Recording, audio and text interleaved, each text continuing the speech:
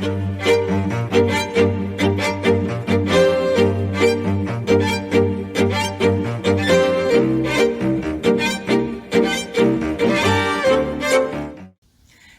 and welcome back to Aubrey Books and Coffee. Please grab your favorite beverage of choice and join me. So it's the end of September, you guys. We made it. It's so exciting. A month of academia has now gone by, and for those of us who aren't continuing our education or are still in school, we hopefully read a few dark academia novels, which I did, and I will be reviewing in a second. So I hope you guys had a good month. I hope wherever you're living at, the weather's getting a little bit cooler. It certainly is here in Indianapolis, and I am so grateful for it. I love the fall. It's my favorite time of the year. So without further ado, let's go ahead and review some of these books, kind of how my thumbnail was teasing. Let's see if the ones I chose as 5 stars for this month match what you chose. There are 20 on this list, so buckle in. The first one I read was Tomorrow and Tomorrow and Tomorrow. Now this one I gave a 2 star. I know, I really wanted to like it. It was a book of the month choice. It was sci-fi. It had a lot of wonderful references to the 80s that I grew up in with Donkey Kong, and they had even a mention of Stardew Valley, you guys, for anybody who loves playing that on the Switch like I do. It just was very unfortunate that there was so much of the minutia of what is involved with creating video games that while it gave me a new respect for game creators and the delays that happen when they produce the games, I'm gonna be more patient now, guys. At the same time, it got boring and bogged down in places for me, and I really loved the main characters that were in this. I don't want to spoil anything, but there's something pretty huge that happens towards the end that just created an ending I didn't like either. So it ended up being a 2 star for me, but definitely check it out and see if it's not a higher ranked one for you. Then I read Girl Forgotten. Now, this one I gave a solid 3 star. It was good. It had a good storyline, and in fact, it was a multiple timeline. So if you don't like those, you won't like this book. But it's really good, following the murder of a young girl back in the 80s, and then flash forward to present day and some strange things that are happening. So it was definitely worth reading. I really loved the main character, who was the police officer that had just become a marshal, and kind of what's going on with her and how she takes care of business. So I did enjoy the story. It was a solid 3 star for me. Then I read Mansfield Park. And of course I gave this a 5 star. It's my Jane Austen read-throughs, and my daughter was even impressed that in Mansfield Park, racial issues are lightly touched on. And considering the era whenever Jane Austen wrote and the fact that she was a single woman, it was extremely risky to do so. But she chose to because it was an important issue for her. And just, I love all the characters in this, and I don't know, there's just something about it that always draws me to this, so I was happy to get to read this again. Then I read Babel. This one, you guys, I have heard such extreme reviews on. People either love it or they hate it. There's very few that are like, yeah, that was a 3 star solid read. So like for Cassidy, with Covers of Cassidy that I always mention here, she ended up hating it, like absolutely hating it. I'm not going to spoil everything she goes into. You should go check out her video where she reviews the Atlas 6 and reviews Babel. It was funny that we both ended up reading both of these books this month. So I'm not going to ruin that, but I'm the complete opposite. I actually gave this a 5 star. It completely surprised me how much I enjoyed this, considering Cassidy loves the Poppy War that this author has also written, whereas I was like, solid 3 star. This one I loved. That being said, my personality isn't the same as everybody's. I mean, we're all a little different, right? For me, I loved school. I was one of those book nerds all the way. I loved having a Trapper Keeper and a folder for every subject. I mean, if you could think of anything nerding out for school, that was me. I love school. I love learning. I love taking extra classes whenever I can. Like, I am all about that. So I enjoyed Babel. I enjoyed the fact that it talked about languages, which have also always completely fascinated me. I am only fluent, and even then barely, in English, but I do know enough Spanish, French, and sign language to get me in trouble. I do. I love languages, and I love other cultures.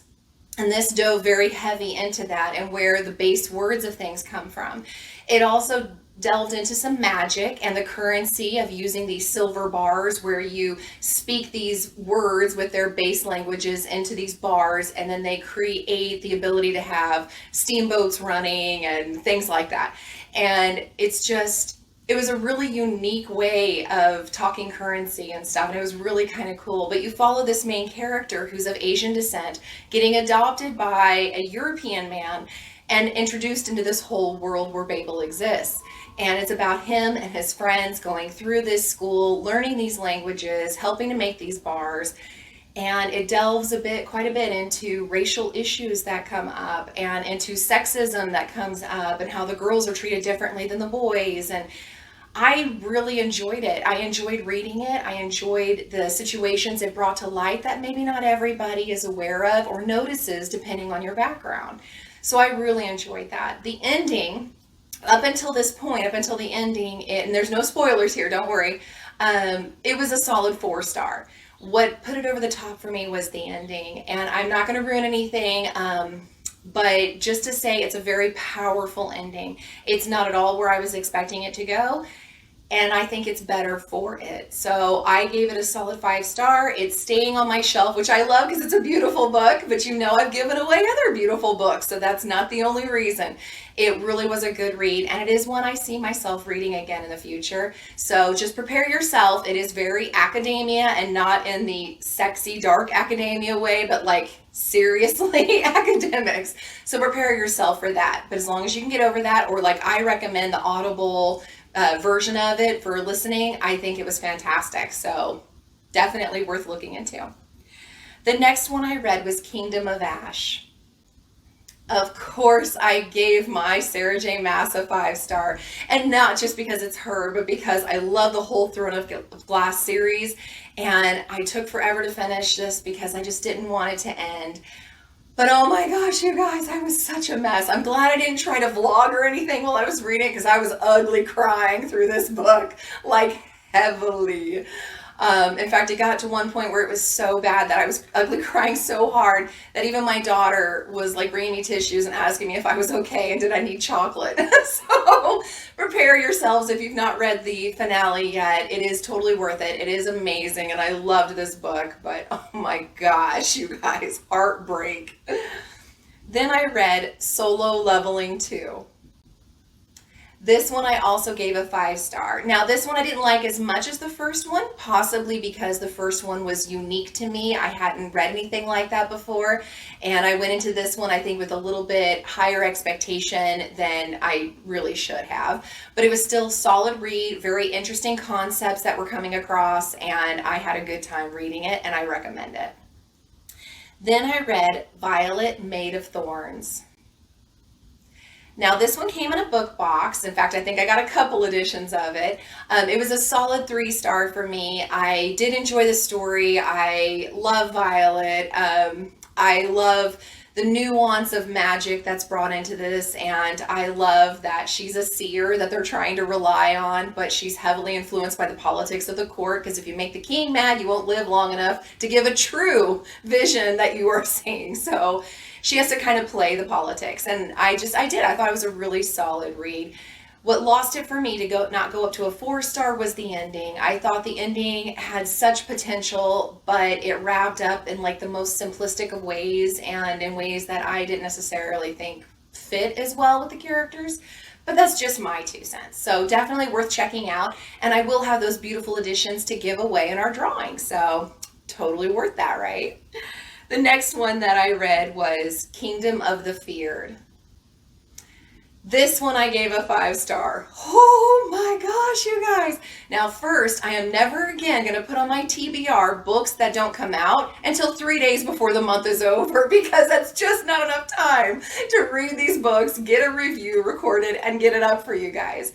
But it is phenomenal. I loved this 3rd and final in the trilogy of the Kingdom of the Wicked series, and oh my gosh, because they were all solid 4 stars and this one a 5 star because I did not see things coming that came. The ending was just perfect for me. I am now going to have to go back and reread these to see what happened. So I don't want to give away any spoilers, but just it is totally worth it, you guys. If you have even remotely enjoyed these books, you have to get Kingdom of the Feared. It is fantastic. And I'm hoping to get some kind of box set or something for Christmas that I can put up on my shelf, because I see me rereading these as fun little, steamy rereads whenever I want. So check it out. The next one that I read was The Ballad of Never After.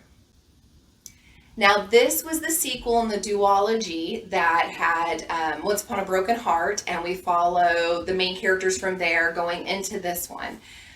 I gave this one a 4 star. I really enjoyed it. It was a really good read. Jax is just one of my favorite characters. He just is. He's one of those you love to hate. I think it's because of the ending that I didn't make this a 5 star and one I hope to own. The ending kind of felt abrupt to me, and I felt like, well, wait a minute, what next?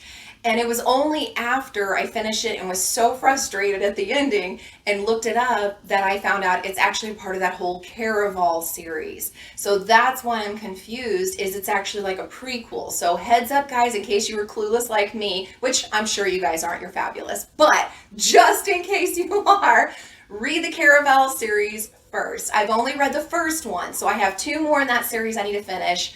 Then I'm betting this prequel will make more sense and I'll be happier. So I'll let you know whenever I finish that series if that is how it turns out, in which case I would rank it higher. But for now, that's where it stands.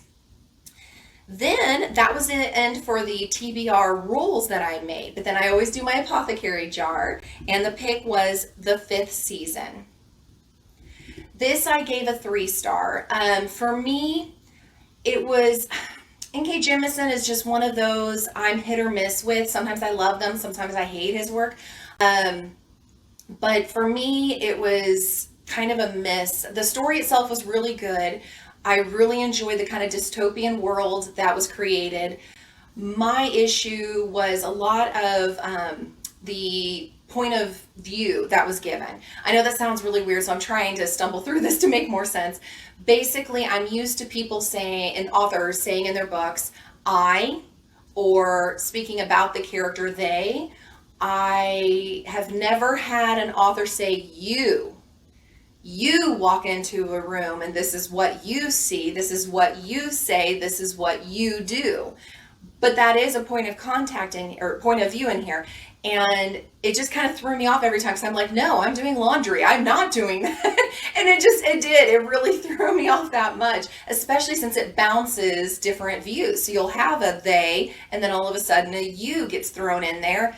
And it's just weird. The only time I've ever read you point of view was in the Choose Your Own Adventure novels back in the day. And those were fabulous, but you kind of knew that's what you were getting into. So just a heads up, in case it's anything that feels abrupt or strange to you, especially if you're listening to it audibly, it can be kind of jarring. But it is a good story. I am not mad at the ending and the way it happened. And in fact, it made a whole lot make more sense at the end. But definitely worth checking out, especially if you happen to like N.K. Jemisin. The next thing I had was the book club I did with Priscilla. And I had such a good time with her, you guys, that I decided I was going to start my own book club. So be listening for the announcement on that, because that is forthcoming. I'm going to be announcing it in October with another video. And I will give you the Instagram account name and all the information in that video. So do stay tuned for that. But she and I had a great time. We ended up reading The Drowned Woods. And I can't speak for her, but for me, oh my gosh, it was a 5 star. And it was a surprise. Like, it came in an owl crate. I did not know this author. I did not know what to expect with this book. And I'm not going to lie, of course, a lot of it comes from the fact that I got to share it with somebody else, because that always makes books more fun, right? If you guys didn't agree with that, you wouldn't be watching BookTube. I mean, what would be the point? It's because you love meeting other people who enjoy books like you and discussing ideas and predictions of what you think is going to happen and crying together whenever sad things happen. And it was just so much fun that, yeah, I'm totally going to have to start my own book club here and have you guys join me as you want. There won't be any requirements or anything. It's just going to be each month a poll. We choose what books we want, and then we go from there and just kind of put up our ideas. Now, that platform will have spoilers, so just be prepared on that, and I'll say it again on Instagram on that account, but just be prepared for spoilers in case you haven't read the entire week's worth of chapters that were scheduled. We're going to be discussing those, so don't read anything said until you have, but it's going to be fun. I am really excited, and I hope you guys do join us. The next thing I read was from Once Upon a Book Club's book choice, which was Cake Eater. Now this one I only gave a 2-star. It had a beautiful cover. It had some really fun gifts. You'll have to go look at that video to see what my full review was with everything on that. But it just fell flat for me. The mixture of jargon that was used in it that I just kept throwing me off. I felt abrupt and forced, mixed with the fact that it was supposed to be kind of a Marie Antoinette retelling, but it just really kind of dragged on. And I love what the author was wanting to do. I appreciate that the author wrote this huge novel. I think kudos. I'm lucky to get out 50,000 in my book. So it's amazing. But it just didn't make it for me. So definitely worth checking out at your local library or ordering if you want, but I just couldn't get behind it. Then I got to participate in Becca's Bookoplathon, and I love her channel, and I love her Bookopoly game. And so I got to roll 5 different rolls during this, and I'm going to review those books now. The first was Spells for Forgetting. This was another one that I mistakenly added at the end of my rolls, even though it didn't come out till the 27th, just like Kingdom of the Feared. So, oh my gosh, I was scrambling. So thank God there's Audible. And I always listen to my audiobooks at 1.5 or 2 times speed. So thankfully I was able to get it all done in one day. I really enjoyed this book. As you can see, I gave it a 4-star. I don't see me rereading it, which is the only reason I didn't give it a 5-star. It's actually adult fiction, not just young adult fiction like her Fable series is. So this was my first time seeing her write for adults, and I was not disappointed. It was really good. And Kim from Whimsical Narratives has also read the book and is going to do a review later for everybody on her channel. Highly recommend you check her out.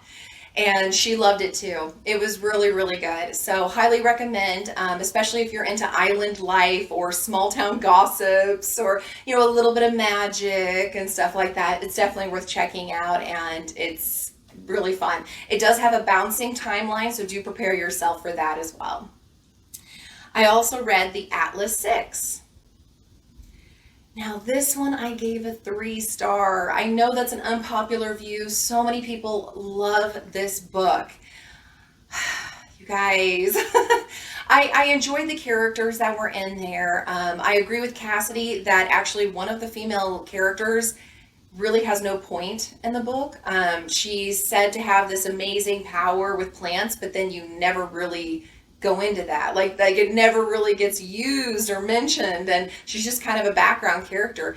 And for me, if the title's The Atlas 6, all 6 should be very important characters. Mixed with the fact that some of their abilities were really weird and kind of out there and hard to kind of grasp for me. And then mixed with some other things, I don't want to give away spoilers, that were happening towards the end, while on the one hand it was like, wow, what a twist, I didn't expect that, that's actually kind of cool, to then diving more into the what now. So, and it was that kind of confusion that just kind of made it go back into a 3-star for me. That being said, there's another one coming out soon, and the sequel, and so maybe that'll shed some more light, and maybe that'll bring up this star rating. The next one that I read was The Bone Shard's Daughter. This one I was surprised. I gave it a 4-star. I was surprised how much I enjoyed it. I think as horrible as it sounds, because the book is literally, the title is her, I think I cared less about the Emperor's Daughter and more about a male lead that you meet that has this adorable little serpent animal buddy that follows him everywhere.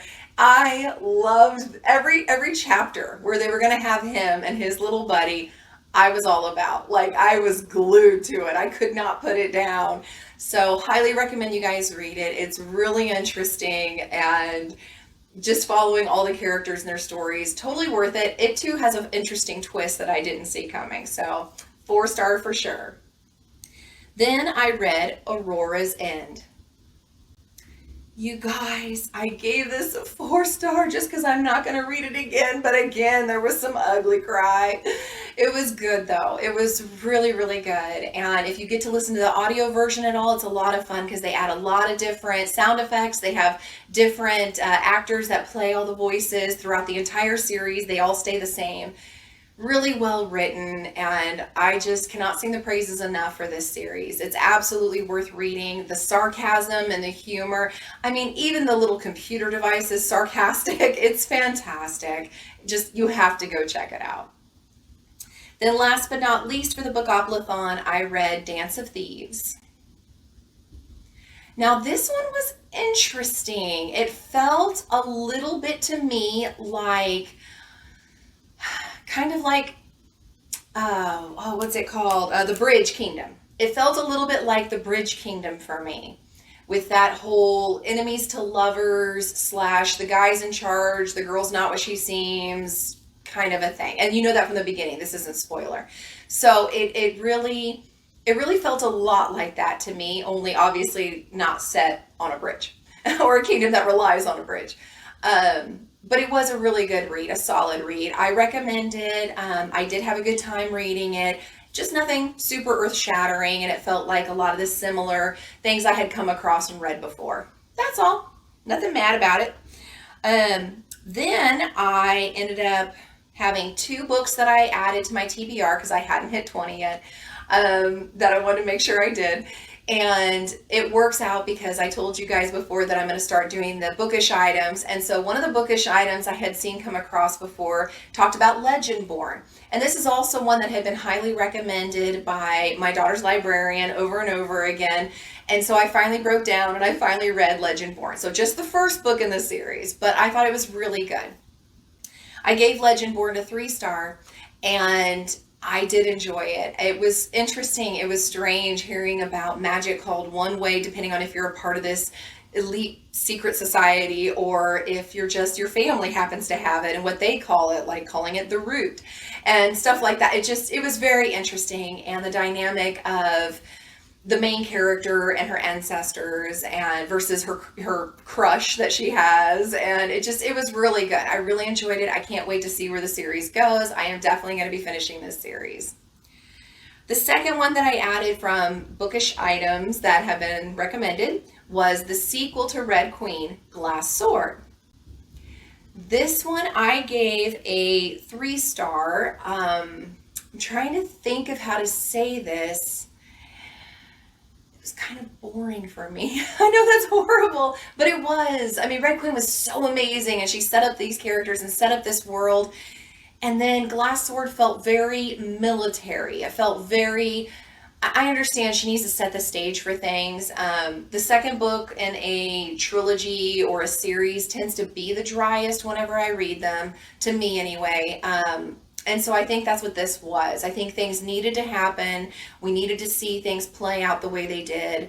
But there was so much of it that was just military and politics that it was just boring for me. So that's why I got only a 3-star, and I barely gave it a 3-star. I think I gave it a 3-star mostly because I loved Red Queen so much and because I think the next one's going to be better. So we'll see. Worth checking out.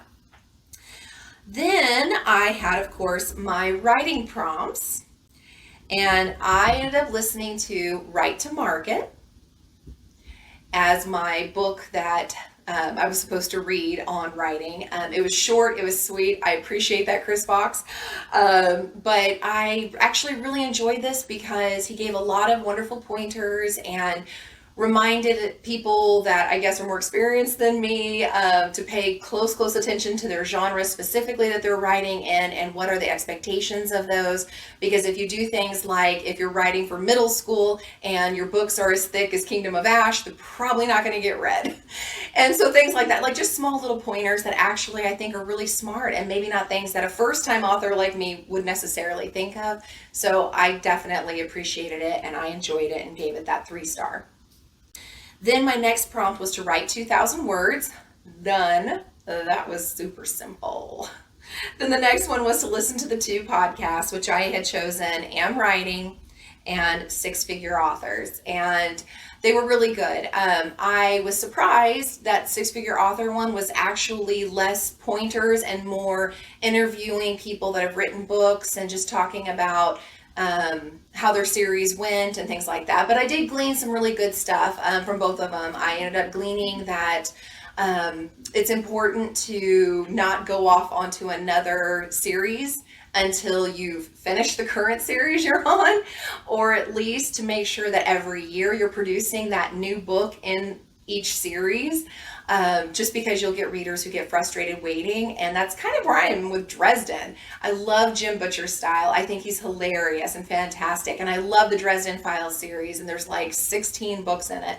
Highly recommend. The first 2 are a little on the dry side for me, but then after that, it explodes. And he really gets into his writing style. And by the time you're on the last one, you can't put them down. You have to read them in one day, no matter how big they are. It is fantastic. But it was just one of those things where, yeah, it's been years, literally years since he's written a Dresden book, but he continues with his other series. And as a reader, it's very frustrating, because it's like, this is the series I fell in love with his work, and these are the characters I fell in love with. And you kind of left us hanging. It's not like you wrapped it up. So come on now, we need the next book. And so I totally understand where they're coming from with that. So I appreciated the advice they gave on that. But a lot of the other advice they gave felt a little bit over my head. I'm not quite there yet. They talked about having your 20 books written and to make a full-time living off of it. I haven't even gotten my first 2 published yet, guys. That's next year, spring and fall of next year. So, but it was really good. I am glad I listened to those podcasts. So that is all I have. Like I said, forthcoming, I have a bunch of info and announcements in my announcement video, my coffee chat. So make sure you check that out, because there's good, fun things coming.